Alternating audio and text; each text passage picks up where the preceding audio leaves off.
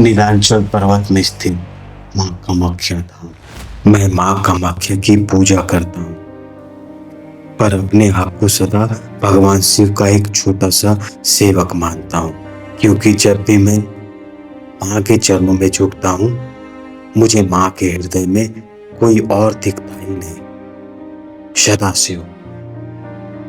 मुझे लगता है माँ अकेली नहीं है, बाबा हमेशा उनके साथ, उनके समक्ष ही रहते हैं। माँ के सांसों में शिव है और शिव के ध्यान में केवल माँ।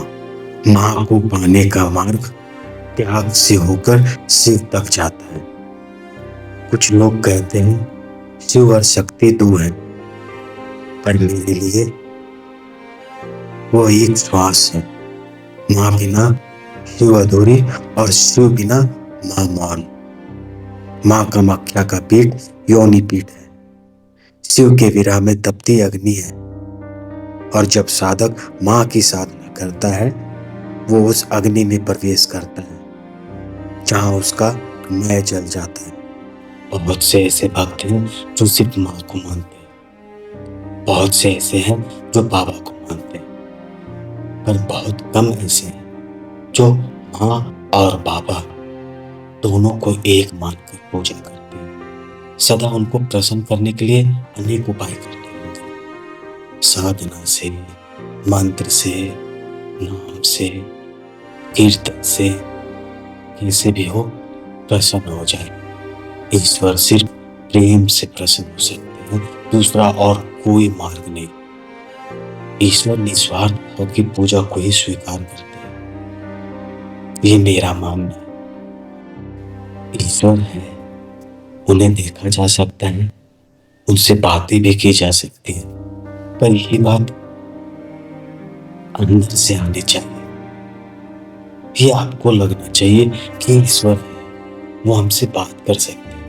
पूजा, साधना, सिद्धि, इन सभी से ईश्वर का अनुभव नहीं कर पाएंगे। उस तकलीफ की घड़ी में जब कोई आपका साथ नहीं होता,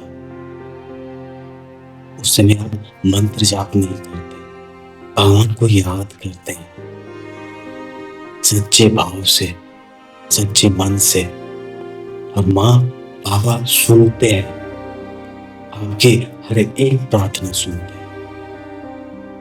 वो आपके अंदर बसे हुए, आपके अंदर बैठ के वो सारा कुछ सुन रहे हैं।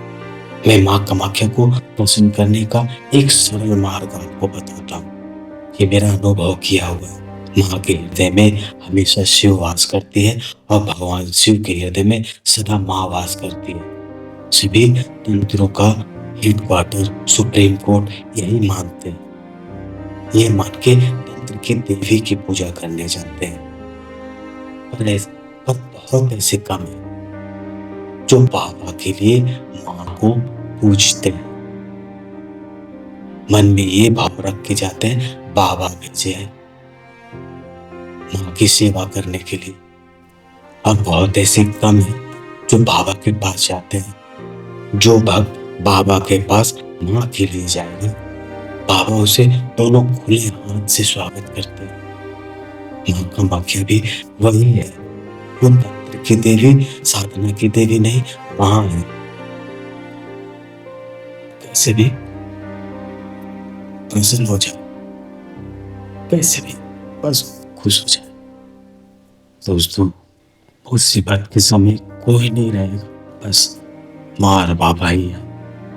यह जीवन बहुत अनमोल है, इन झंझटों में फंसे रहने के लिए नहीं है। अपना तकलीफ किसी को मत बताइए, यही तकलीफ आपको ईश्वर तक ले जाएंगे। जब आपको दृढ़ विश्वास हो जाएगा ईश्वर है, तो आप किसी के आगे हाथ नहीं फैलाएंगे, और यह सिर्फ प्रेम, साधना और तप से ही हो सकता है। इस शरीर से आप ईश्वर के लिए क्या कर सकते हैं, ये आप देखिए। उनको प्रसन्न करने का हमेशा प्रयास करिए। अगर वो प्रसन्न हो गए,